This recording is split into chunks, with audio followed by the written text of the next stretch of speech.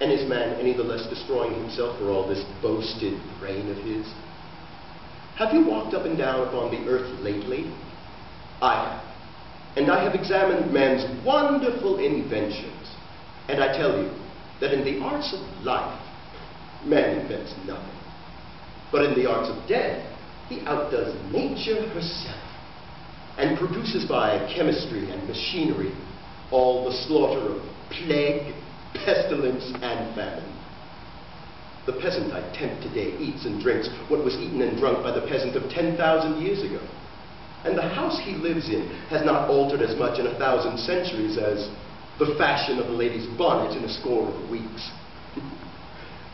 But when he goes out to slay, he carries a marvel of mechanism that lets loose at the touch of his finger all the hidden molecular energies and leaves the javelin, the arrow, and the blowpipe of his fathers far behind.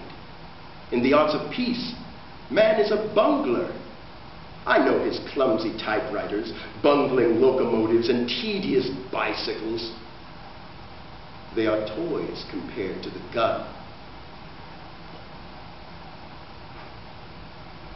And the submarine torpedo boat.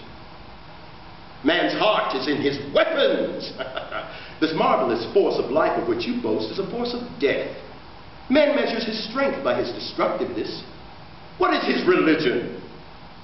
An excuse for hating me. What is his law? An excuse for hanging you. What is his art?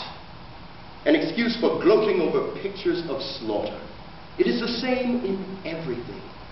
The highest form of literature is the tragedy, a play in which everyone is murdered in the end. In the old chronicles, you read of earthquakes and pestilences, and are told that these showed the greatness and majesty of God and the littleness of man. Nowadays, the chronicles describe battles. In a battle, two bodies of men shoot at one another with bullets and explosive shells until one body runs away. And then the others chase the fugitives on horseback and cut them to pieces as they fly. And this, the chronicles conclude, showed the greatness and majesty of empires and the littleness of the vanquished.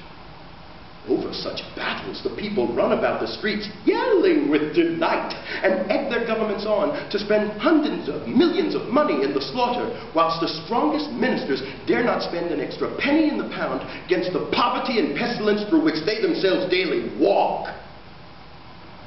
I could give you 1,000 such instances, but they all come to the same thing. The power that governs this earth is not the power of life, but of death. The earthquake, plague, pestilence, and famine are too spasmodic in their actions. The tiger, crocodile, are too easily satiated and not cruel enough. Something more constantly, more ruthlessly, more ingeniously destructive was needed, and that something was man. The inventor of the rack, the stake, the gallows, and the electric chair,